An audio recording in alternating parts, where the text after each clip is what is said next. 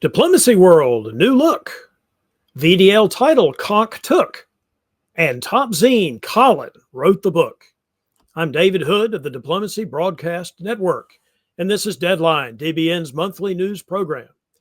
Dateline, January 2025.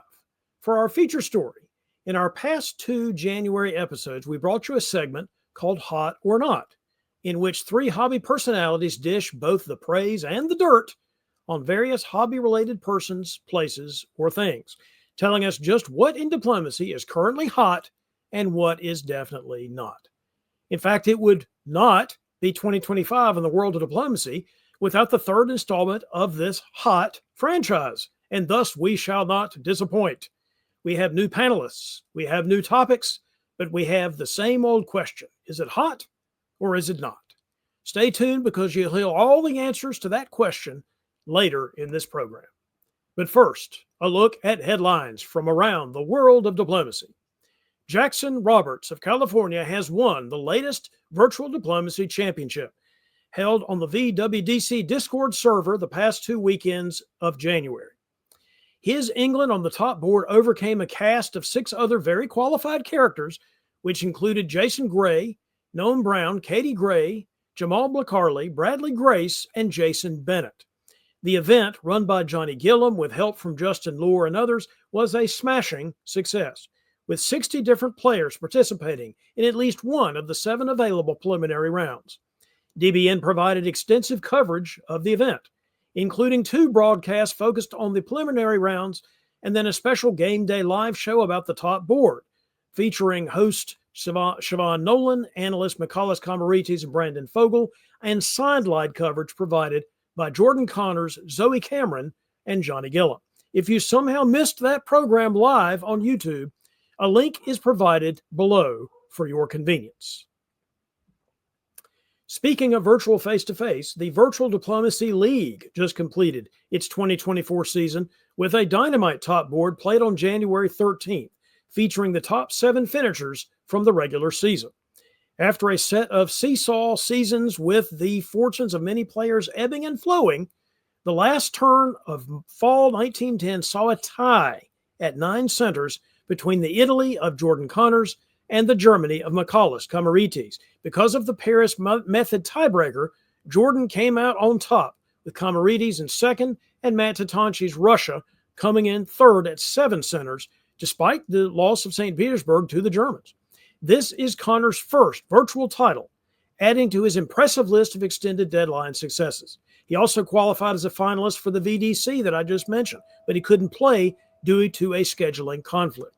You can watch coverage of the entire VDL title game, which streamed right here on DBN using the link provided below. Back before the internet, the existence of the diplomacy hobby was sustained by the publication and mailing of fanzines, written publications that not only offered postal versions of diplomacy and other games, with deadlines mostly monthly, but also featured letter columns, movie reviews, political discussion, and other content. Some zines of this type still exist as emailed or online zines, and nowhere is that more true than in the British hobby. There used to be polls run in each national or regional hobby for readers to vote on their favorite zines. The UK Zine Poll is still operating after all these years. Results from the 2024 running of this poll were just announced, with Colin Bruce's Fury of the Northmen repeating as the most popular zine out of 25 entries. In addition to diplomacy, Colin is currently running games of Conquistador, chess, civilization, and something called Diplomacy the Gathering. You can read all about the Zine Poll results in the latest edition of Stephen Agar's God Save the Zine. And you can see more information about existing zines with game openings by perusing California hobbyist and friend of the show Chris Hassler's zine, which is called SOB. He just released his 300th issue of his zine. I'm currently playing in the zine for a game of Age of Renaissance. Links to both zines can be found in the show notes. The winter 2024 edition of our hobby's flagship publication, Diplomacy World, was just released, featuring a new layout and format courtesy of the zine's new co-editor, Elle Doerr. The update looks great and helps to highlight the content of the issue, which includes an interview about the upcoming World DipCon 2025 in San Francisco with organizer Siobhan Nolan and Adam Silverman. A piece from Peter McNamara about the return of the Bismarck Cup competition to the Asia-Pacific face-to-face scene, and a diplomacy-themed crossword puzzle by Roger Pitfield. Since the issue was released, the vacant strategy and tactics editor position has been filled by longtime hobby stalwart Eddie Burson. The next issue will be spring 2025 with an April 1st deadline for submissions. So use the link below to check out the current issue 168 and to contact publisher Doug Kent regarding any contributions you would like to make for issue 169. With the new year comes a new season for face-to-face diplomacy around the world. Let's talk about some of the events coming up in the next little while. First, let's talk about the weekend of February 1st and 2nd, which sees the running of Cascadia near Vancouver, British Columbia. That's the tournament which last year hosted the 2024 North American Championship. Organizers Chris Brand and Riaz Varani have another fun 3-round event in store for the attendees to take place in the Holiday Inn Express in Surrey. The registration form is linked below. Now, the weekend after that, we will see the return of diplomacy at the SpireCon Gaming Convention, with the DIP event run by Chris Woolgar and featuring 4 rounds over February 7th through 9th in Chesterfield, which is located in the East Midlands region of England. A link to event information on the UK Hobbies website can be found below. And 2 weeks after that, which is February 21 through 23, Canberra will once again host Australia's Hung Parliament Handicap event, in which the scoring system will give newcomers a boost in terms of overall scoring. Shane Armstrong is the TD this year, and a link to the registration form is included below, along with a Facebook page for the Australian hobby. Now, that same weekend, Alex Maslow will run a 1-day 2-round dip event at the TotalCon Gaming Convention in Marlborough, Massachusetts. An invite to his Discord channel is below, along with the link to the convention's general website. A lot of opportunities in February for face-to-face play. Of course, you should also not lose sight of World DipCon coming the first weekend in April in San Francisco. Last month's deadline had a panel discussion about that event with its organizing group, and I've included a registration link below. As if all this face-to-face wasn't enough, remember that the DBN Invitational will be happening the last weekend of February for the preliminary rounds and the very beginning of March for the top board. So it is a busy time in the world of diplomacy. Every month, we like to report on the latest and greatest audio, video, or visual content from creators we call our DBN media partners. The guys at the DiploStretch YouTube channel have released another game analysis video featuring the Imperial Diplomacy variant. This one involving a blitz game in which the two guys played England together as a team. Ezio handled English interest on one part of the map, with Captain Meme doing the same for the rest of the map. Now, for those who don't know, Blitz is a rules variant of a live online game in which the negotiations are done by press, which is chat or DM, with 5-minute deadlines instead of the normal 15 minutes for a face-to-face game. I will not give away the ending. Watch the coverage for yourself.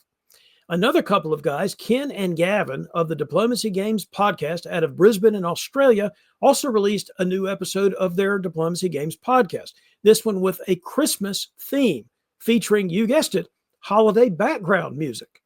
Topics for their wide-ranging alcohol-influenced discussion include the latest edition of God Save the Zine, the variant Alcavra, during which they set up a new game for listeners to play on V Diplomacy, and the upcoming Southeast Asian Diplomacy New Year face-to-face tournament in Thailand, which is January 24 through 26.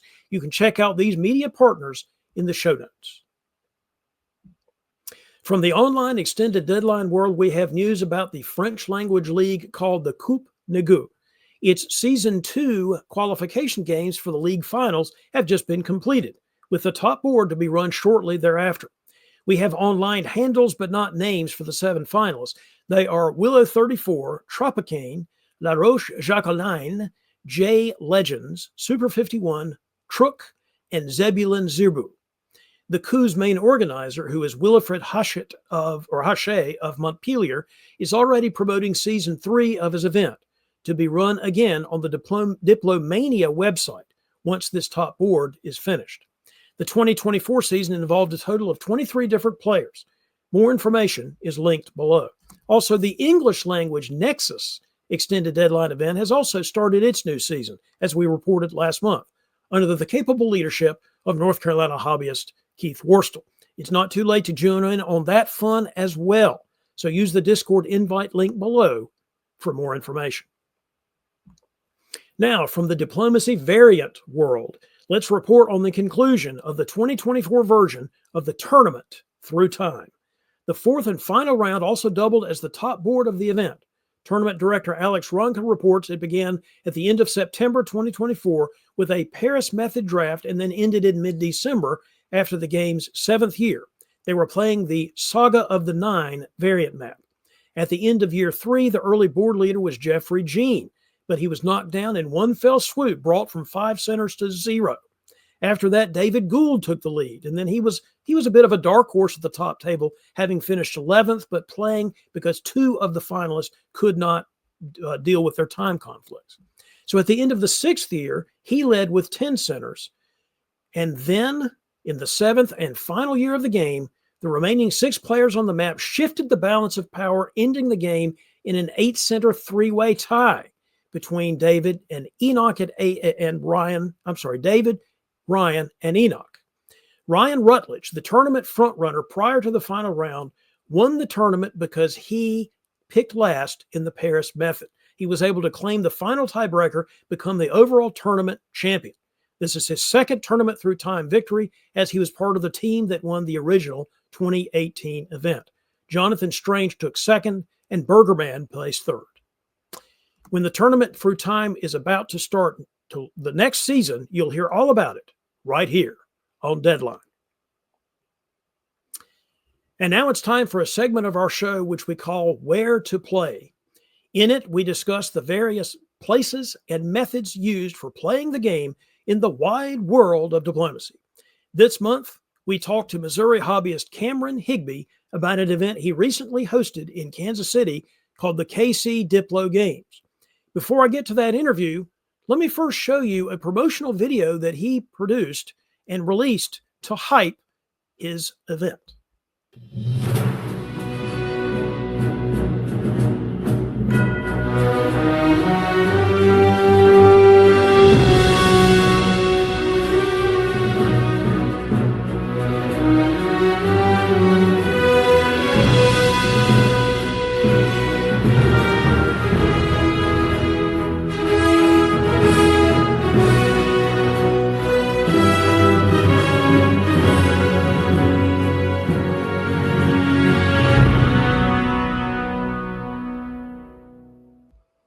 Yes, so you get the idea of the theme. Let's cut now to the interview with Cameron Higbee.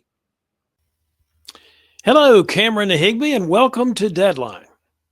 Hello, David. Good to be here. Thank you for having me. Absolutely. All right, tell us, before we get into the Diplo Games question, tell us a little bit about, where you are, what you do, how you got into the game.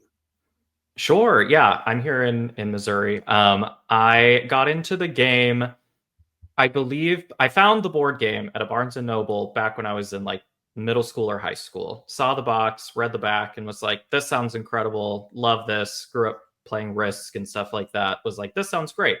Bought the game, read the rules, put it on a shelf, and never touched it again for, until college. And then in college, I found the Conspiracy app that was on on your phone. And I found a way to play that way. So I kind of learned the game through that, which was an interesting way to learn the game. But it was fun and I loved it. And then I kind of stumbled across randomly. I was looking up strategies for the game on Google and came across the DixieCon website, and the rest is history. Here I am. And we're glad that you're here. All right. Well, you have a particular outfit on, which makes me think of a particular set of films. So tell us a little bit about what is KC Diplo Games. It stands for Kansas City, I guess. KC Diplo Games. Tell us a little bit about that. Sure. Yeah. This is my as Caesar Flickerman as I can get, I think. But the KC Diplo Games is I wanted to do something that to get some people to try the game. It was mainly people who are friends of mine that have either never played before or they've played one time maybe before, because I talk incessantly about diplomacy, and so I'm gonna, of course, force them into my hobbies and interests. And so I was like, what's a fun way to get them into playing a game that may take 8 hours or something, And I came up with the theme of, there's a lot of uh, consistencies or comparisons between the game of diplomacy and something like the Hunger Games. They're both zero-sum games. Someone has to win, and it's very much an individual game, but an individual game where you also can really only advance effectively by cooperating with others, at least temporarily, building alliances, that kind of thing. So I merged the two together. My love of the Hunger Games, which is kind of having its franchise resurgence right now with the new films and books that have been coming out, and diplomacy. And so I put those two together. I decided to theme the event that I was hosting just here at home, but in a very dramatic Hunger Games way. So I sent out invitations that were themed that way, set up a Discord channel to put everybody in for information. I made them all do a player interview like they do in the Hunger Games. So I did kind of like this, like a one-on-one interview with each of them that was very brief, and kind of put together a little video of that. And then I sent that around to people like you who know the game of diplomacy but don't know any of these people. And we're like, hey, I want you to rank these people 1 to 7. You choose the metric, whether you think it's who's going to win, who's going to, I believe in your case, it was who's going to have the most fun, and things like that. That was my metric. That was my metric. Who I thought was going to have the most fun. Yeah, I think that was great. So I just sent it to a handful of people. But yeah, and then we had an award for the fan favorite, or the rising star, as I called it. But and that was given out before the game began, just as in the Hunger Games, you would have fan favorites, tributes that are going into the arena, and that kind of puts a target on their back. So I wanted to kind of emulate that. We did a drawing for the powers. I had the raffle bowl, very Effie Trinket style. We drew, everyone had a name in an envelope, and I drew names out of the bowl, and that's how we assign their power alphabetically, Austria, England, etc. But yeah, we made a whole thing of it, or I made a whole thing of it. It was fun. I wanted it to be an experience beyond just coming to play the game, because I didn't want someone to show up, get eliminated 3 years into the game, and be like, well, I blocked my whole day off for this and I'm out, and I'm either going to sit around and watch people play for several hours, or I'm just going to leave. So I wanted it to be regardless of what happens, you had the fun of the experience of kind of immersing yourself into this Hunger Games adjacent. Again, we didn't really use the word Hunger Games. It was the Diplo games, of course. But yeah, just made an experience out of it. And I think everyone enjoyed it. I think it made it fun. We did have some eliminations. When someone was eliminated, in the Hunger Games screen, we'd have their face appear in the sky and did the little music thing. So again, just as extra as possible to make it fun. And people seem to have a good time. Yeah, I think it was great. I mean, maybe some a little more than others. When you're winning, that also, helps your experience. But I think everyone enjoyed it, and would at least maybe do it again, once a year type of thing. How did the game itself go? The game was great. It was really fun to watch. I did not play. Of course, I just hosted. We had 7 people that showed up, and everything went well, and that was great. So the game was really fun to watch. Again, a lot of new players, or first time, or have played one time before type of situation. So we saw some interesting moves that maybe you wouldn't traditionally see from more experienced players. But I think that's also part of the fun, especially watching, is to get to see some situations that maybe don't happen as often in more tournament style play or whatever. You get to see some fun moves that you're like, oh, I've never really seen that situation happen on a board before. So it's fun to see how it works out. I believe I saw an early Fleet Venice. Am I right? You did. Yes. There was a build Fleet Venice in, I believe, either the first or second build. Yeah. So that was fun. We had a turkey with a lot of armies, which can happen sometimes. Yeah. Not as familiar with seeing it happen, but that was fun to see as well.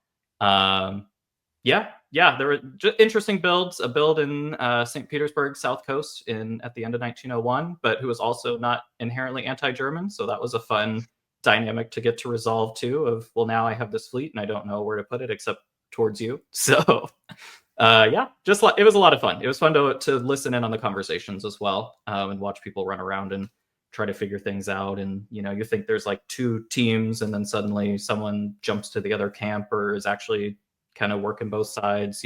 It was great. Well, let me ask a more serious question. Obviously, one of the reasons you did this was to try to, for somebody learning the game, try to make it fun, try to really entice them with the experience. Is that a good way you think to get new players into our hobby, to try to do something a little special to make it more of an event? I mean, I think I like events. Who doesn't love a good theme? So I love to like host things, plan things, kind of be like that event kind of planner person. So for me, I think it was an effective way. If you're into that kind of thing and you're looking to get people to join the game and that's something that's fun to you to set up and put the work into, I think, yeah, absolutely. I think people enjoy something that feels like an event. And I think it's more compelling and an easier yes when someone's invited to, do you want to come to this themed event that I've put together for you, versus would you like to show up at 8 a.m. and play a board game for 8 hours? Or actually, this one ended up lasting about 12. So that's a hard sell, it just by itself. But when you wrap it up in a theme and you make it into an experience rather than just let's go play a board game for 12 hours, I think maybe that helps your chances of recruitment a little bit. Gotcha. Well, is there going to be KC Diplo Games 3? I'm not sure. I think it'd be fun. I'm definitely not opposed to it. I think it's a matter of having the time to put it together. I had kind of the time to put this together and work it out. I kind of started planning back in October for this. It was in January. So, I mean, granted, a lot of the work came later, but the idea kind of sparked around October, and I put together some of the work, got the invitations out early, made sure it was a date that works for everyone. So we'll see if there'll be a third. I guess I didn't really touch on that. I had done one other event before. It wasn't really Hunger Games or Diplo Games themed. That one was more just come play diplomacy. And I wrote an article about it because we only had 6 people at the end back then. So we ended up using an Italian variant style of play, which was unique in its own way. But I definitely think it helped my recruitment to have a theme. And I think it'd be fun to do a third Diplo Games and kind of keep the Hunger Games adjacent vibes going. I think it's fun. Yeah, I mean, it's fun to be flamboyant and wear a crazy sports jacket. And of course it is. I mean, any excuse to wear that outfit, I think, is a good idea, don't you? Thank you. Yes. Yeah. All right. For all those Cameron Higby fans out there in DBN land, where are we going to see you next? Come on. I am planning to go to Worlds. I'm very excited. I have registered for that, so hopefully I'll see a lot of people there. Seems like we have a big turnout, hopefully, coming to that from what I've seen on the registration list. So figuring out my travel deets, but I'll be there. Beyond that, I'll just have to see how many I can fit in, because I'm a face-to-face player. I don't play online very much. But yeah, hopefully I'll see you there. All right, Cameron, thanks so much for being on the show, and may the odds always be in your favor. Thank you, David. Yes, may the odds be ever in your favor. Happy Diplo Games. And now for our feature presentation, let's find out who, what, or where is hot and who, what, or where is not by checking in with our hobby peanut gallery of Australia's Zoe Cameron, Britain's Christopher Ward, and America's Randy Lawrence Hurt. Now remember, those of you watching at home, these 3 saps have been tricked into participating into this little fiasco with no advanced knowledge of the topics I will throw at them. And yet the hobby is expecting them to tell us not only whether each subject is hot or not, but to give acceptable reasons why, as well as intelligently comment on the questions asked of the other 2 panelists. So let's get started. All right, Zoe. All right, Wardy. All right, Randy. Welcome to Hot or Not 2025 edition. Thanks for having us. Who are these new guys? Where Doug and Tommy?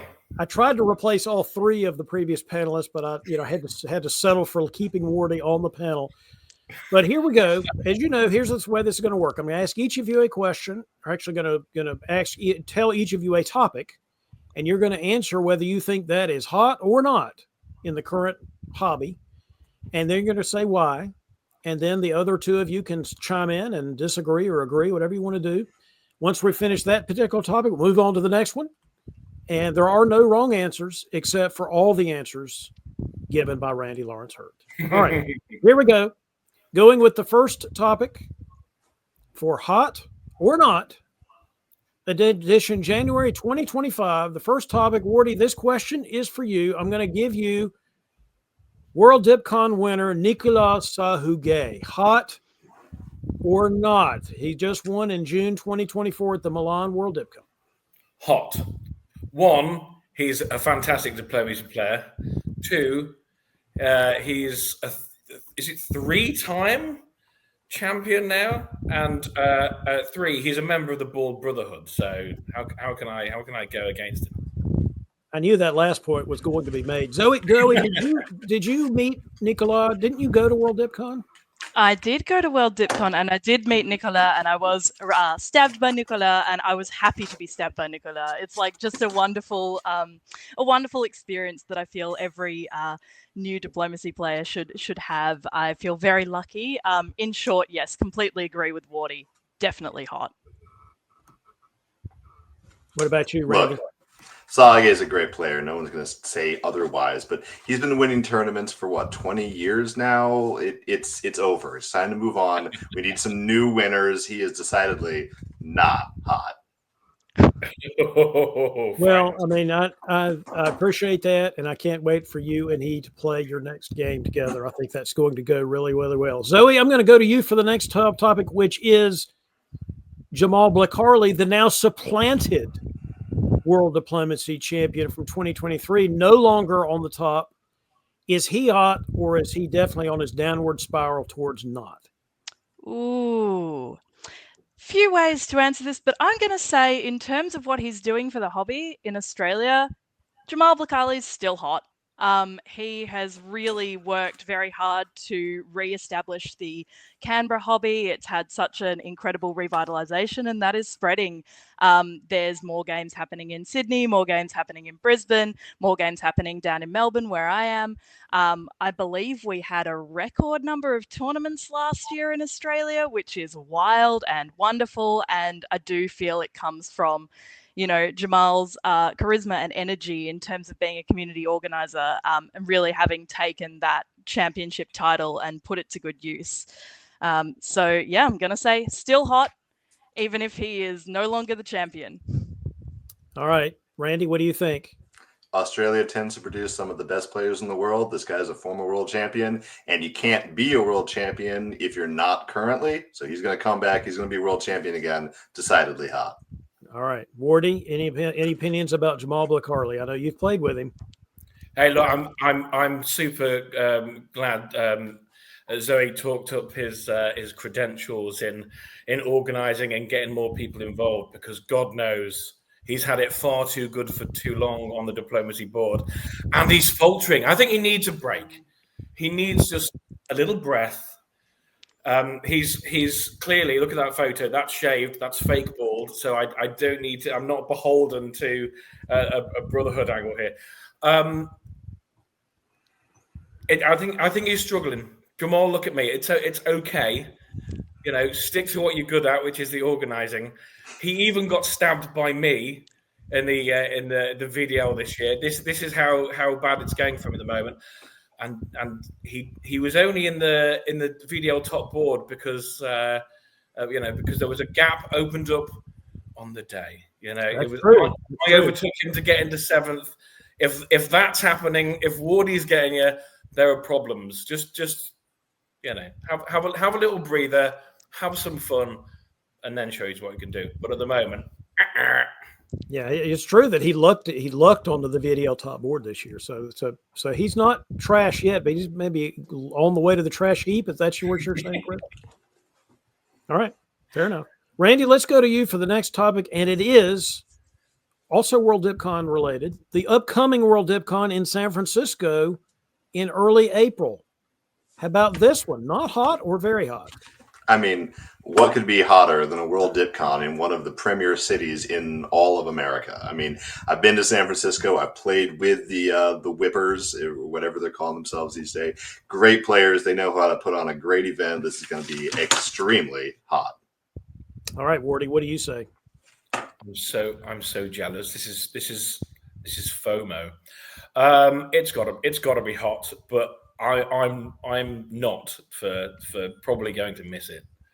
But yeah, know that I'll be jealous of everybody. Yeah, even those who get stabbed horrifically. Zoe, are you making it to San Francisco this year? Sure am. All That's hot. right, look at this.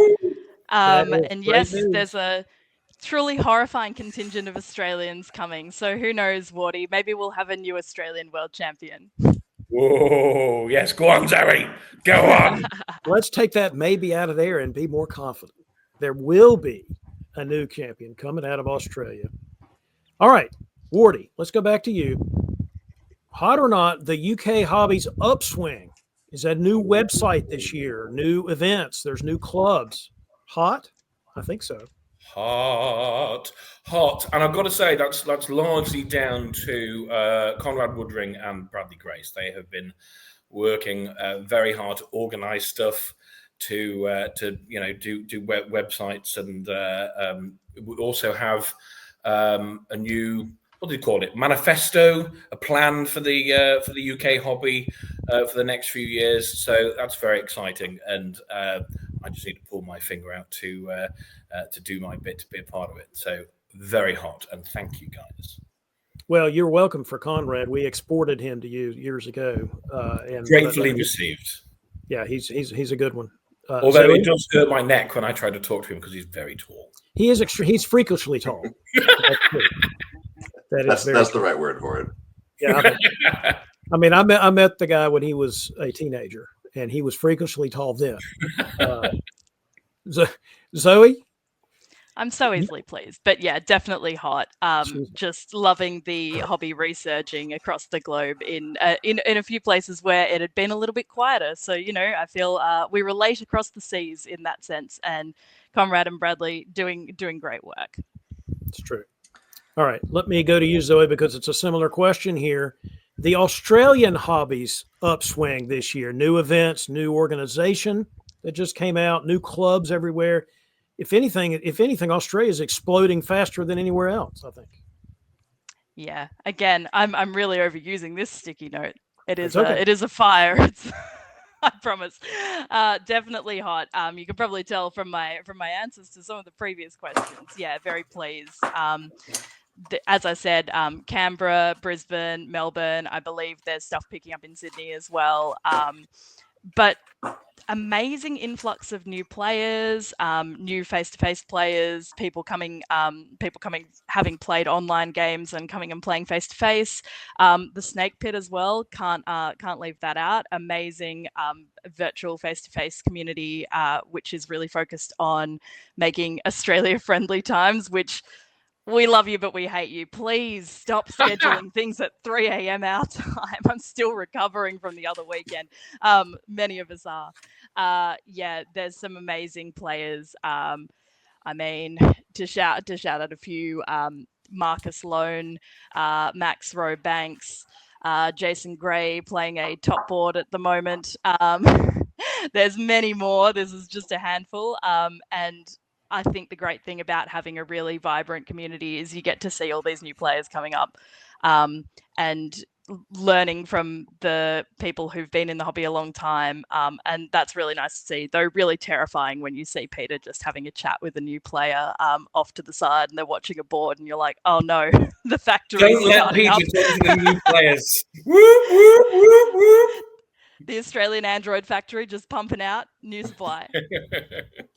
Wardy, you've played with many of the names that she just mentioned from the Australian hobby. What do you think about the upswing there?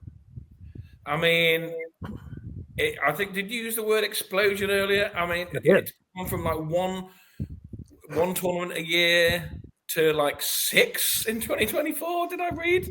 Yeah, that is incredible. That is fantastic. And I think one of the tournaments had like 5 boards one round as well. I seem to recall. That's amazing. Keep up the good work. I don't think I've played with Max yet, but I've played with a bunch of other Aussies, including Zoe briefly. I mean, there is a lot of talent in that pool, and regretting we sent so many convicts there a couple of hundred years ago. Yeah, we have developed that, bloodthirstiness. You just send all the bloodthirsty down here. It makes perfect sense from a historical point of view. Randy, any thoughts about the Australian upswing? Well, you guys already stole my jokes. I was going to say more players is always good, even if they are a bunch of thieves and ne'er-do-wells. So obviously it's hot. All right. Well, that's a compliment in this game. It should be. The UK hobby upswing, Australian hobby upswing. Randy, I'm going to ask you your question, which is your own hobby downswing. Because here you are going to tournaments, and I think the appropriate phrase is close, but no cigar. What is the deal with your downswing, hot or not? Here's the thing. I don't play very much anymore. I go to maybe 1 or 2 tournaments a year. And when I do, I routinely get top 3. So I'm going to say I am obviously hot. And if I just started going to more tournaments, I would be getting 1s and 2s instead of consistent 3s and 5s. So what I'm hearing is excuses, not results. That's what I'm hearing. Zoe, any comments here? Yeah, there we go. Yeah, not hot. Go to more tournaments. Yeah, I mean, doing well this year, DipCon doing really well, and then by the time we got to the end of that tournament, where were you? You were not in the top 3. I mean, I was responsible for 2 solos in that tournament. Were they your own? That's not the point. Not his own. I'm not sure you're making your point. I think you're making my point. What do you think? Solos are always hot. Okay. I think that this being categorized as a downturn in performance is not, because I mean, look at this. Look at those stats. I mean, that has tie written all over it. Clearly, I don't know what this right hand column is. It seems superficial to me. And don't get me started on the characters in 1 and 2. That's actually the point I'm making. Randy couldn't even beat me and Zach. Listen, that's actually the point. That's actually the point I'm making here. I'm just going to say this. It's a regatta. There's a lot of boats. I think we can safely assume there was a lot of rigging involved. Yeah. David, I might have a different opinion had you have stabbed Doc and went for it. But as it is, I played the game I wanted to play. Not gonna apologize for that. All right, Wardy, we're gonna go to you for the next topic, and here's the topic. It is Germany opening to Holland with the fleet in spring 01. Is that hot or not? It's not.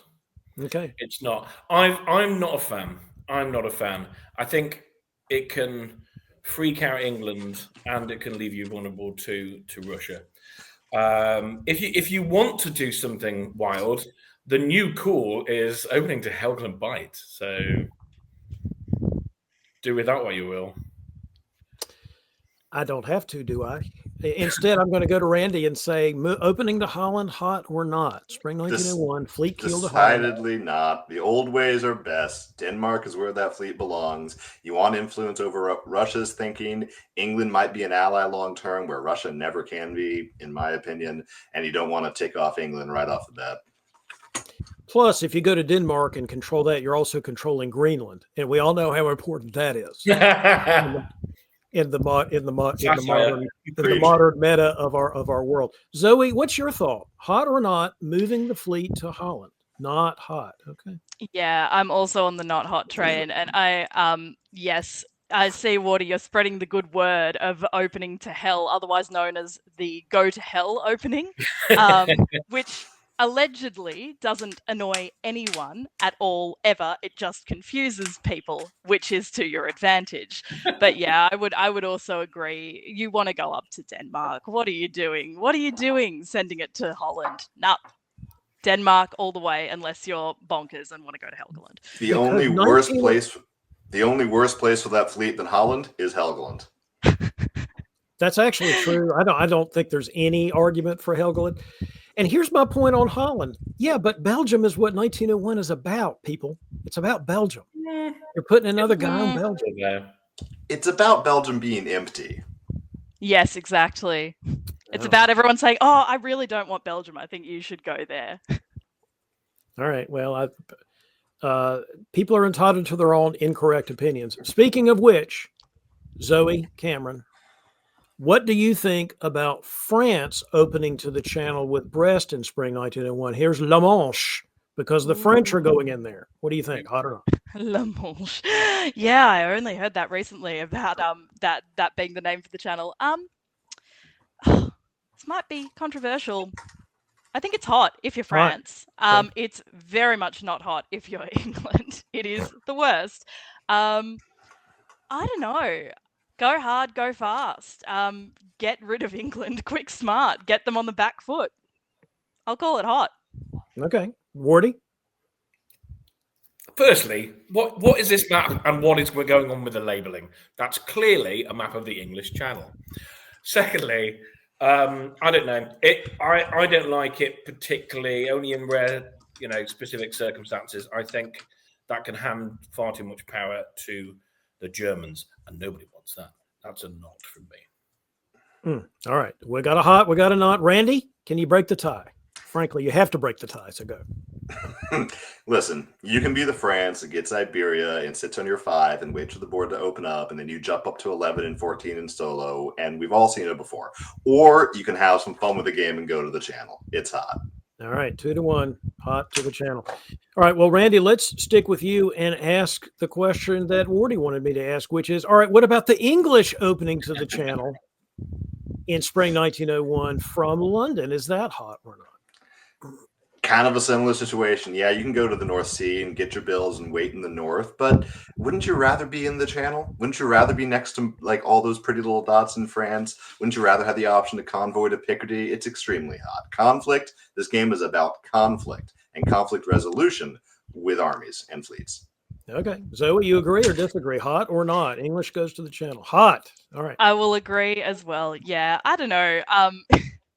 I do like that thing, particularly if you've got a France that seems, very arrogant and very focused on heading down to the Iberian Peninsula. Make them think again. Make them put that fleet back in Brest and let them not build Fleet Brest in winter 1901. I think it's hot. Very hot. Okay, Wardy, you agree? Disagree? Disagree. Disagree. Yeah, I've done it occasionally. When I do, it normally comes at the expense of Norway, and that gives Germany good impetus to work with Russia if they so want. I don't like it in 01. I think you don't like either power opening to the channel in 01 is what I'm hearing. No, because what happens if you bounce? Then everyone has a good laugh.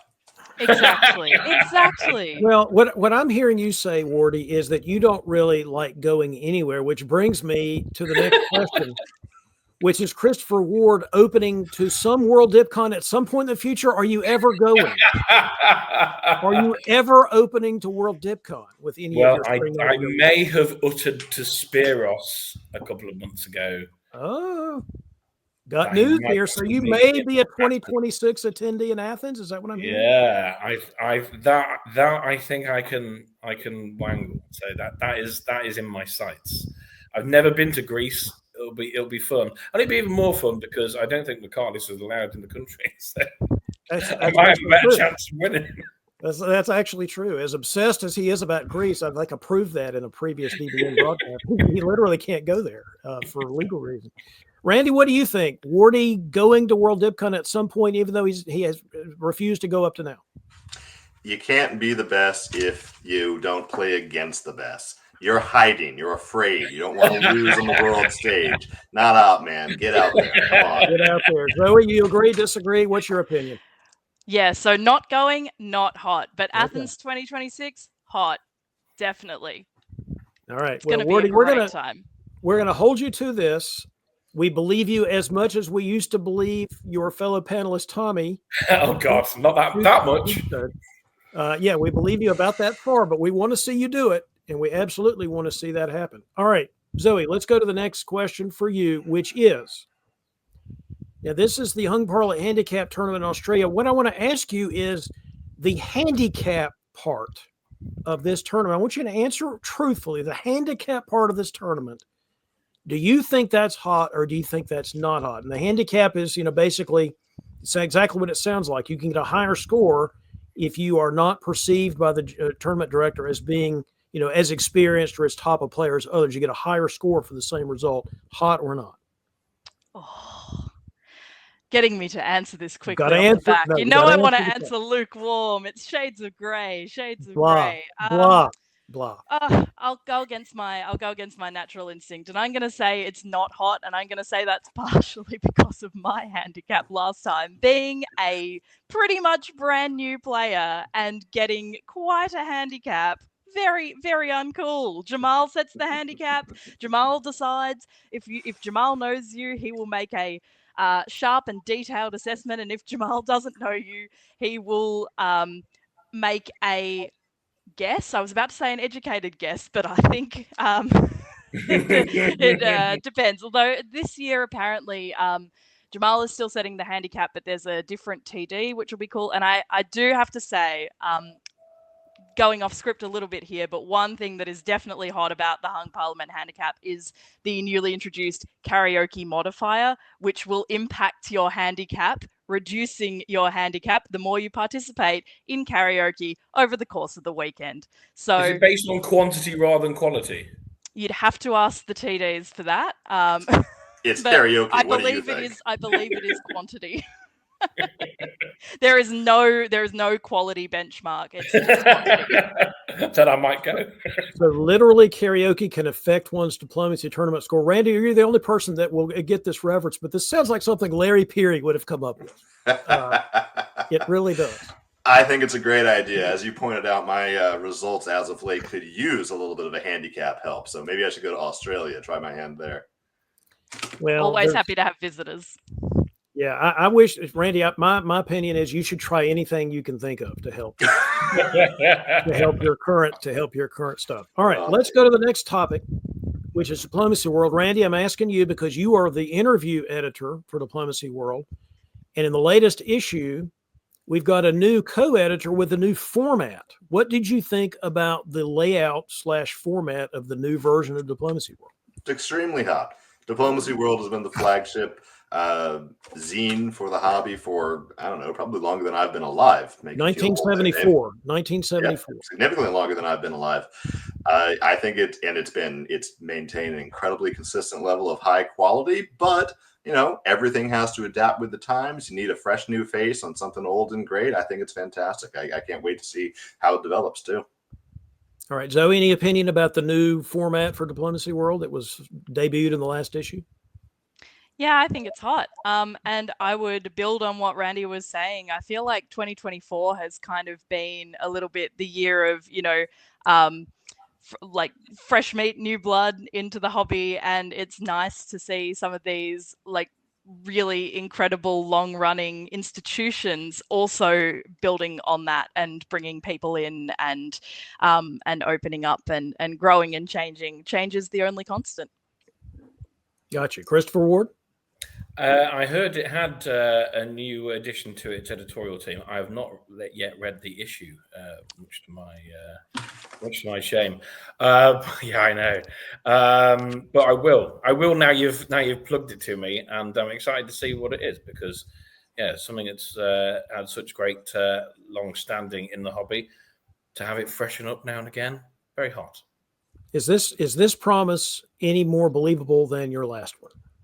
They are both absolutely believable. Okay. All right. Well, anything's possible, as they say. All right, let's move on to you, Wardy, for the next subject, which is the debut this past season of the 7 Years War Virtual League, which is a Europe-based league where they play some games in English, some games in French, some games in German. I think some games were played in either Norwegian or Swedish. I mean, they've got a way to have all the Europeans play in the same virtual league, hot or not. As a Brit, It is nice to see Europe so united once more. It's very hot. I did get to play a game earlier on in the season and got the best ever Italy score. It's my worst country, and I had a good game. I'm very, very happy. I just need it to be updated on the DPN website, Brandon. Yeah, it's a great thing they're doing there, catering to various languages and communities. There's been a game going on this evening. It may have finished by now, which I was offered a place in. I thought, no, I have a date with David Hood. But so hot, not as hot as Hot or Not. Yeah, I think that's that last part is definitely true. Zoe, any thoughts about the 7 Years' War debut this past season? Yeah, I think it's fantastic. Multilingual, lots of opportunities for people to play, building the hobby across borders. Love that.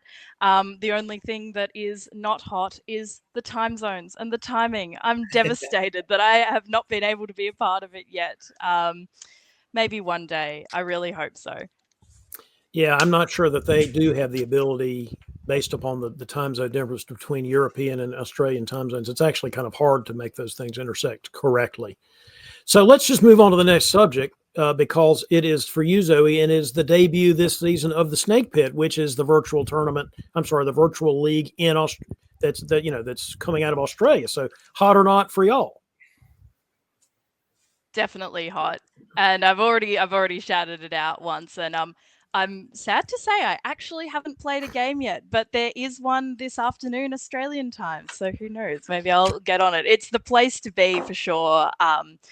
Really, as I say, like really great players coming up through and people having the chance to meet and work with Australian players, not contingent on having that, face-to-face tournament every time, not having to, be limited to the city where you're in, connecting with people all across Australia and Oceania, and overseas visitors as well when they get the opportunity is really fantastic. Awesome to have something homegrown as well as the wonderful VDL and other leagues. Randy, talking to somebody like you who's been involved in the hobby way before 2020, when the Virtual Diplomacy League and all these other virtual leagues have come up, isn't this just nuts? I never would have imagined it was going to happen like this. When we first started out, we were on, I think, Teams. I think Chris Martin was the first to pull people together in Teams. It's migrated platforms. It's gotten increasingly international. It's been incredible to see, even though I don't play much online myself, so long as all of this online play results in more face-to-face players, which, as we know, is the only good and right way to play the game. Here we go. All right. Well, that's fair. All right. Well, let me go to you, Randy, for the next subject. And it is the newly announced diplomacy variant from Renegade called Era of Empire, which I believe is a reworked version of Colonial Diplomacy, the old Avalon Hill variant. Hot or not? I have to make a confession. I've never played Colonial, and the very few what's the word for variants? The very few variants that I have played, I haven't loved for the most part. So I have to say not hot, but I'm kind of reserving judgment to see how good it is, and if it gets more people to play the game and eventually play the one true diplomacy, then this could change to a hot. Yeah, I don't think there was any surprise you not being a variant fan when you couldn't think of the word variant. That makes me think you're really not a variant fan. Wardy, what do you think? The new variant coming out from Renegade sometime in 2025. I've not played Colonial either, but am I right in saying that is what Dave Roberts that was his entry portal into correct. The hobby. He used to teach exactly his right. class. Yep. So I'm intrigued enough to do a little search after this and see if this is on shelves in Britain and see if I can have a peep. Well, it hasn't been released quite yet. It's just been announced, and we've seen pictures of the board and things like that, which makes me know that it is a reworked version of the older Colonial Diplomacy. And I shall watch this space. Potentially hot. I will say I do love what Renegade is doing lately with the games. They're releasing a new Axis and Allies, which I personally am very excited for. So you know what? More board games is always good. Zoe, any comments about this new variant coming? Yeah, I think I don't have a solid hot or not on this, but I generally agree with what's been said. You know, if it gets more people interested into diplomacy, the type that all of us on the stream right now know and love, then it's a good thing. More board games, always a good thing. It also, like, just looking at it, I'm like, oh, is there a little bit of Age of Empires flair in the design? I'm a bit of an Age of Empires fan, so maybe I can nerd out on that front. All the way. Yeah, I'm not. I would be surprised if that wasn't a consideration in the choice of variant, the name of the variant, and the style. It probably has a little bit of that sort of appeal to it. All right, Wardy, let's go to the next subject, and it is what they call the Top of the World Alliance, or there's some other names for it, the Great Northern Alliance between England and Russia in diplomacy. What do you think about the ER Alliance, hot or not? Hot if you can pull it off. I think I've tried it and I've never quite succeeded. But when I've seen it succeed, it can be devastating. But yeah, that's it's beyond my skill set. So hot if somebody could do it, it just is not going to be you, is what I'm hearing. Correct. I'll be the Germany crushed by one. Okay. All right. Zoe, what do you think? ER Alliance.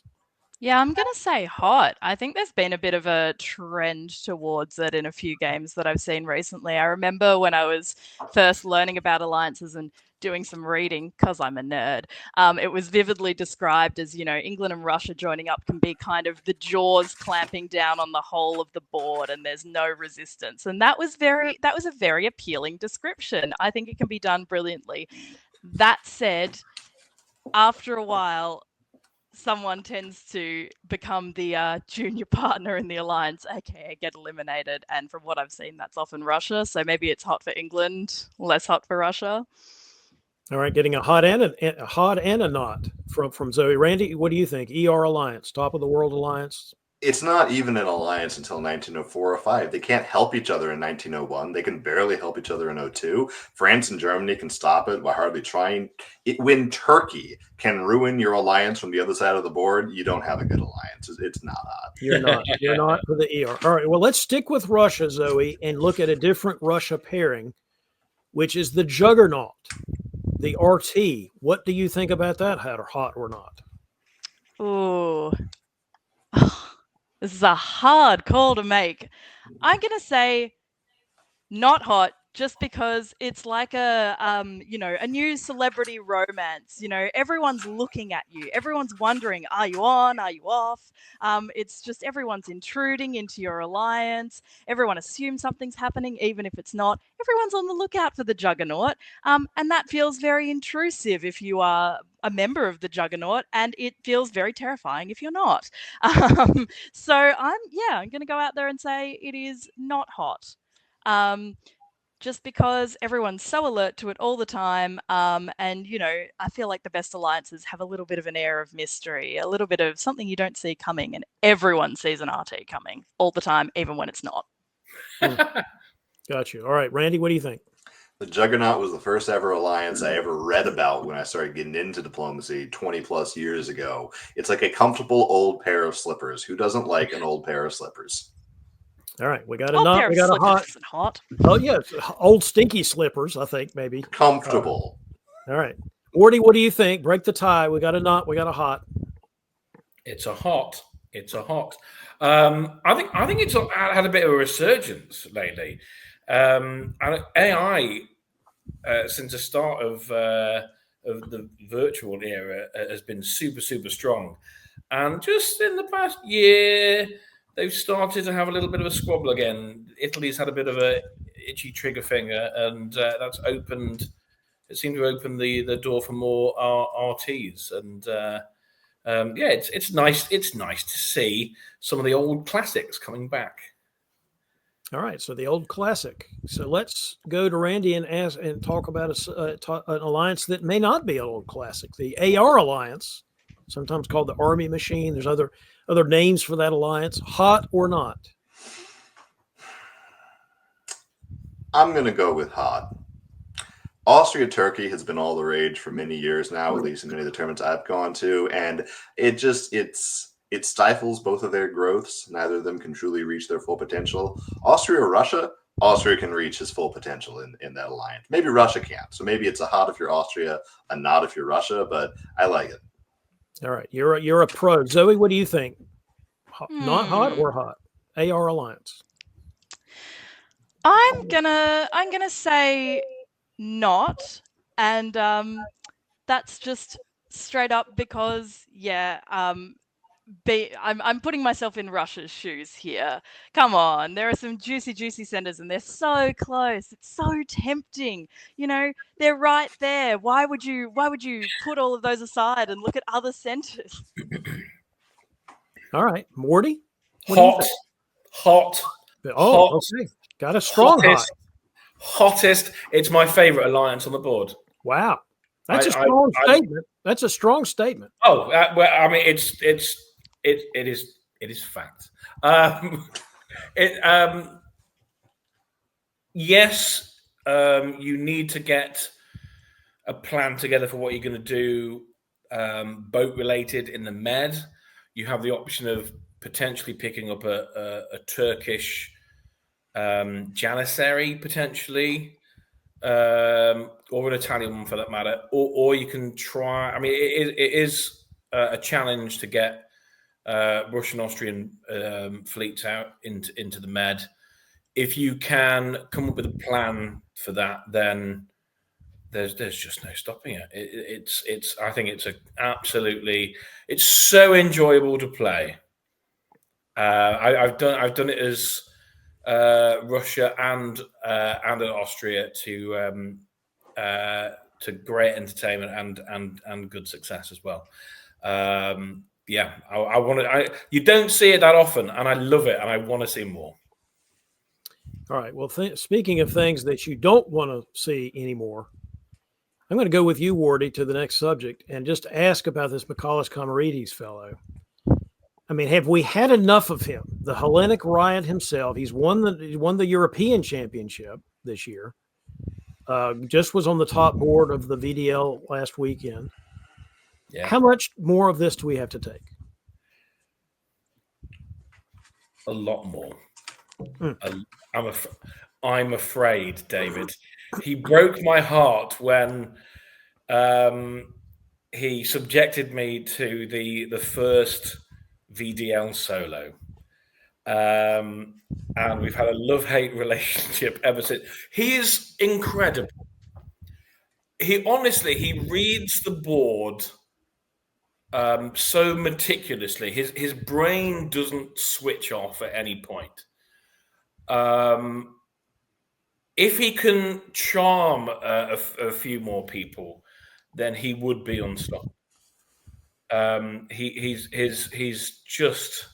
is so damn clever. It's annoying. You know, for those that don't know, this picture is from him winning the North American DipCon in 2023. Then he wins the European Championship in 2024. Randy, why can't the man win a tournament in his own country? Well, as we all know, Greece was the birth of Western philosophy. I imagine there's a lot of very intelligent philosophical players in Greece, and he just can't seem to break through. But personally, given that Greece is also the birthplace of Western civilization, I think it's appropriate that a Greek could now be its downfall. Well, that's one way of looking at it. Zoe, what do you think? He can't win in Greece or the UK is my point I'm making. I think the Brits know what a threat he is and probably just pile on him every time. But Michalis, hot, definitely. Okay. As Wardy mentioned, like, he just reads a board like no one else. I was commentating with him and listening to his commentary. The way he can read a board is just incredible. And you know, looking at things that I would have assumed, you know, you'd need to be listening in on the conversations to know what was happening there. And then you see in the YouTube chat when the stream is live, people just going, yeah, that's exactly, Michalis is exactly right. That's exactly what was happening. It's terrifying, but terrifyingly good. In answer to your question, David, about why he can't win in the UK, we craftily scheduled the UK NDC to coincide with his 30th birthday celebration. So, and you can still continue to do that, right? I mean, y'all have the ability to schedule around him, right?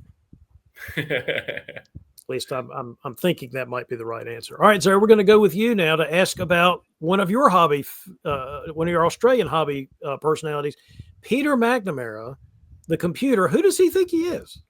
Odd or not? Who does he think he is? I think Peter has a very balanced view of himself. Peter McNamara, definitely hot for the hobby in 2025. Although I note that he still hasn't confirmed whether he's coming to World DipCon, which I do feel to be a stab on the Australian hobby in general.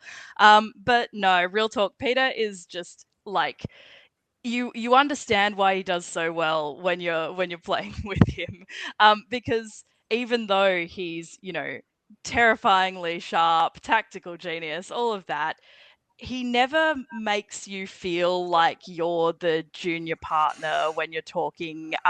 He's really good at, I suppose, mirroring your vibe in a supportive way. I think a lot of the really good players in Australia are really good at doing that sort of mirroring and matching people's vibe, and that's why they work so well on so many boards. But yeah, like everyone told me before I started playing much, watch out for Peter. And then I'm like, Peter's so lovely. He's great to talk to. He can have my centers. It's fine. Another victim has fallen to Peter McNamara. Randy, what is your view? Peter McNamara, who does he think he is? Peter McNamara, talk about a decaf Andrew Goff. Come on, man. You don't win tournaments by being nice. You win them by being cutthroat. Wardy? He can do that too. Wardy, Peter McNamara. I know you have some kind of opinion. I mean, he's just very good, isn't he? Zoe's right in that he's just very, very calm, very friendly, doesn't get flustered. He's always offering helpful advice, just that, it's just away from the game, nothing to do with whether it benefits him or not. It's just, I'm giving a free advice for you. He's super good at that. And obviously, his tactical mind is incomparable. But he's just such a joy to interact with. In the so after all that praise for Peter, your answer is not hot, isn't it? I mean, that's. Oh no, he is hot. Oh, well, shoot. That's what I was trying. All right, Randy, I think I could get you to agree with me on the answer to this question. Zachary Moore. He wins one tournament in Denver and then quits as the NADF president. Hot or not? Come on, I know you're with me on this one. Give me the right answer. Who does he think he is? Exactly. To steal my tournament that I rightfully would have won away from me and then just quit the whole thing, just decide that he's done without even giving me an opportunity to rematch. It's disgraceful and embarrassing. Randy, did you come in second at that tournament? I thought maybe you did. I came in second in my heart. In your heart. Okay.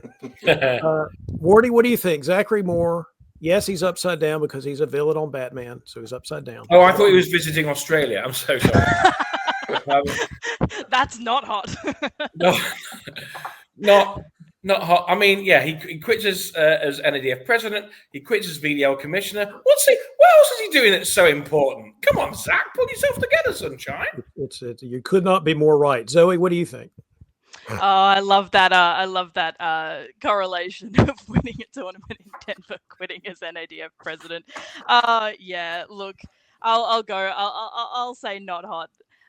Yeah, because come on, man, what are you doing? Leaving us behind.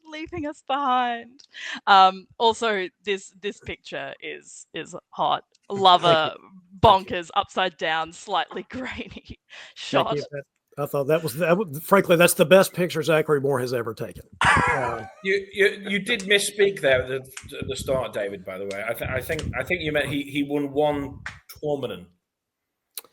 That is exactly the way he would have said it. Yes, you are absolutely right about that. All right, Wardy, we are back to you. The new season of the Tour of Britain now being run by Bradley Grace instead of Gary Sturley, because Gary has something else going on this year, so Bradley's running it. Hot or not, the new season of the Tour of Britain? Hot. And do you know why, David? You're going to tell me. Because Bradley isn't going to win it. True. Because he's now running it. True. I only got to play one game this year, mainly because I turned up a couple of times and I was the eighth person, so I let people in contention to have a play. So I'm hoping to play a bit more this coming year.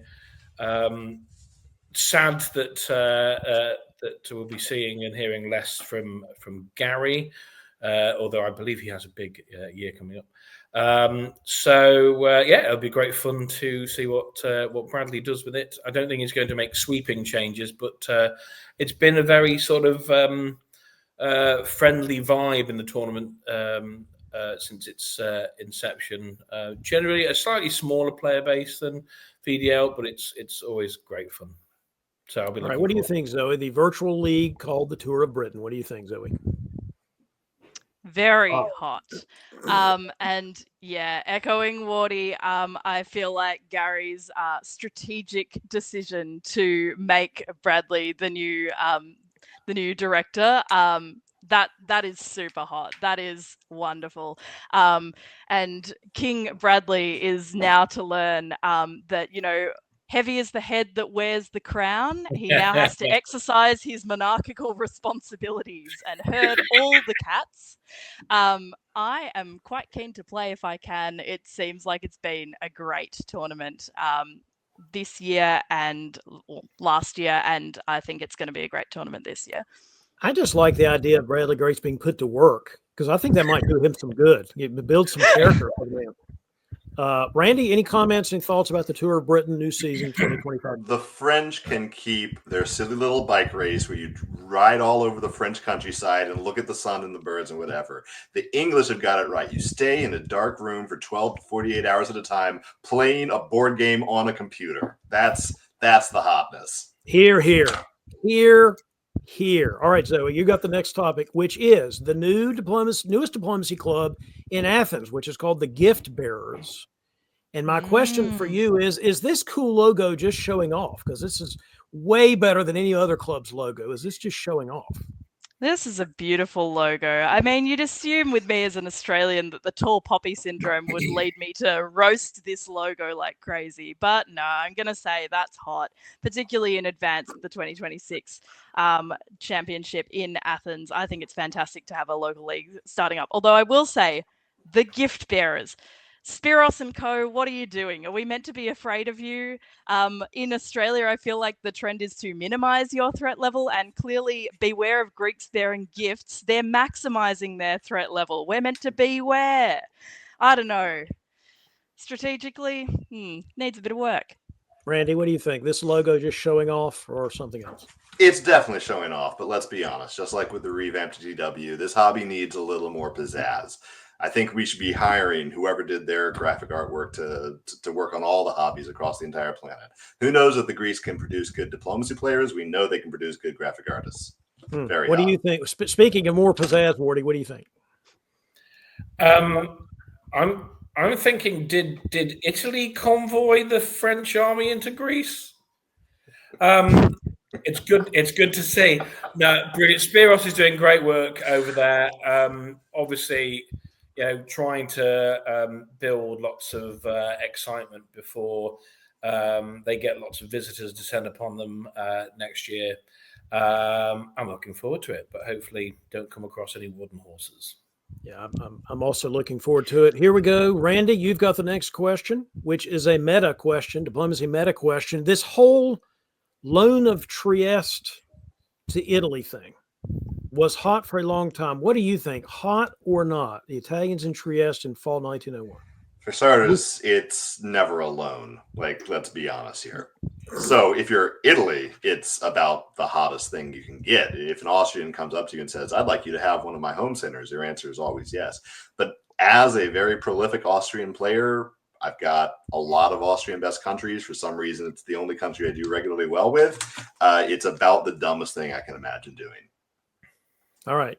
What do you think, Zoe? The loan, this thing that's been a big deal for years now, the loan of Trieste to the Italians by the Austrians, hot or not?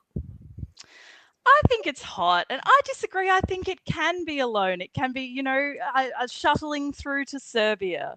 It definitely requires a lot of trust. You have to be prepared to, accept that you were very, very silly as Austria if it all goes south. And I don't mean Italy moving to Serbia, but Italy staying in Trieste for the whole game. But I like it. And I think one of the reasons I like it is, it creates that bit of ambiguity for the rest of the board. Like, was this arranged or was it a stab? And there's been mention of how, prominent the AI has been as an alliance in the virtual face-to-face hobby. And I think this adds a bit of spice, a bit of intrigue, and confuses the board as to whether that's happening potentially. So I think it can be really good. Hot. All right. Follow-up question to you, Zoe. Have you ever done this loan with Marcus Loan? That's my follow-up question. I don't believe that I have. I definitely I think the first time I played this as Italy was at WDC, and Austria was very, very unhappy with me because it was not a loan. It was not agreed. It was not discussed. I was convinced by Cyril, if I remember correctly. And yeah, look. No, I have not. I have not done this with Marcus Loan, and I don't know. All respect to Marcus, I don't know that I would. Wonderful player. Not sure that I would trust that. Oh, breaking news! Breaking news! Zoe Cameron does not like Marcus Loan. Breaking news. Oh no, I adore Marcus. That's what I heard. Fantastic. All right, I mean, this is not the first time I've heard this. So you do know this is being recorded, right? He's a delight. All right, Wardy, what do you think? Give me a quick answer on this one. Loan of Trieste by the Austrians to the Italians, hot or not? Hot. It's a great tactical advantage if you want to go after Turkey very quickly. Spoiler for VDL top board. On Monday, I was Austria, and I did this. I let Jordan in Italy take Trieste. I'm just trying to think how that turned out. Yeah, this is not an endorsement. This is not an endorsement for the AI situation. It's a great tactical advantage if you want to go after Austria, too. Yes. All right. Well, I am back to you, Wardy, for this very important subject, and I want you to think about your answer carefully. Randy Lawrence Hurt, hot or not? He's the diplomacy player. I mean, the Diplomacy World interviews editor. He's also an also-ran at face-to-face tournaments. So, hot or not? Who? Exactly. Yes. No, he's hot. He's hot. Look at that shirt, damn it. He's hot because he was robbed in Denver. I obviously I did this interview with him from which this still comes. That shirt is still burned into the back of my retina. It's still there. This was like 9 months ago. It's still back there. Zoe, what do you think? Randy Lawrence Hurt, hot or not? Well, see, if I said who, then people could easily say the same thing about me. So, hot. I would say burning a t-shirt into one's retina is like the definition of hot, right? That's actually true. And you didn't want to pick a fight with somebody after you just picked one with Marcus Loan. So I get this. Randy, I'm not going to we're good. Randy, I'm not going to ask you this question because I think it's, I don't want to give you an existential crisis. I know you have self-doubt, so I didn't want to give you a chance to say not. I'm just going to assume that you would answer this question in a reasonable manner. I'm wearing that shirt to distract from the bags under my eyes. This was the morning after I stayed up till 3 a.m. to not get a solo. So it was a strategy behind it. Yeah, you actually did do that. All right, Zoe, we're over to you, and you can guess what's getting ready to happen. And yes, it's going to happen. My question to you is Christopher Ward, who last year on this program, and this is what the still is from, predicted that he would win the VDL that year, which he did not do. I did not. He also didn't win this year, even though it was on the top board. So Christopher Ward, hot or not, certainly not hot as a predictor. Oh, so is the question Wardy's play or Wardy's predictions? Because You can go whichever predictions is fine. Predictions, fine. not. I mean, putting it out there. What is it to say to go on a stream and predict that you're going to win a particular tournament? That is not good strategy, man. That is not. If you're not going to back yourself, no one else is gonna. And he didn't just predict it; he predicted it with this. He predicted it with this close-up camera shot. Were you whispering into the camera because you didn't want anyone in real life to hear? Was that? It's a legitimate question you're asking, Zoe. It's a legitimate question. All right, Randy, I'm going to give you a softball question after we've just heard those two, which is fellow panelist Zoe Cameron recently signing on as a new analyst on DBN. Hot or not? There's actually absolutely only one answer to this question. Obviously hot. Yes. Way to go, Zoe. Way to go, Zoe. We are so glad to have you on DBN. Christopher Ward, I assume you agree. No. Oh, here we go. Yes. I was glad to see her, but then she name-checked everyone but me. So, That is frankly also a fair answer. All right, I'm going to go. I'm scared of you, Wardy. It's can't raise your threat level any further. All right, I hesitate to ask the next question because it involves predictions. But Wardy, here's my question to you. Yeah. Who will win this year's DBN Invitational? If you wanted to, before last weekend's events, the top 7 in standings were Karthik Khanna, Jamal Bukhari, Jason Gray, Maxwell Banks, Peter McNamara, Micah Bloom, Bradley Grace. You could also throw in Jordan Connors there, who just got finished winning VDL last weekend. You can throw in Justin Lohr. You can throw in any other names you want to who's been hot this season. Give me an answer. I feel dirty. I'm going to have to get a hot shower now. But my pick is King Bradley. Oh, my. Bradley Grace. And that hurts. That hurts my buttery heart. But he I think he might do it. He was on such a trajectory. I think by his own admission, faltered a bit. He's back on. He's back on his game. He's going to run him close. All right, Randy. Give me your prediction. What? Christopher Ward. Christopher Ward. Well, he is. I'm sure he's going to be playing in the DBNI. So, hey, if you're not going to believe in yourself, man, I'll believe in you for you. Hot. All right. Picking Christopher Ward. By the way, picking Christopher Ward didn't work well when Christopher Ward did it. I'm not sure why you think it's going to work any better for you, Randy, but that's fine. Zoe, do you have a prediction? Who's going to win the DBNI this season? I'm gonna say follow up with the continue the streak. I'm gonna say Jordan Connors. I think he's got some fighting spirit at the moment, and I think he could get the momentum to follow through and come through for the DBNI.